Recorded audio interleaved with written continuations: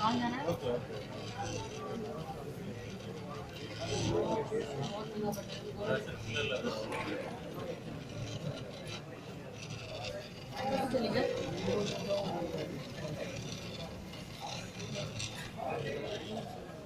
कहाँ रुक रहे हो? उसी रिगालिया में।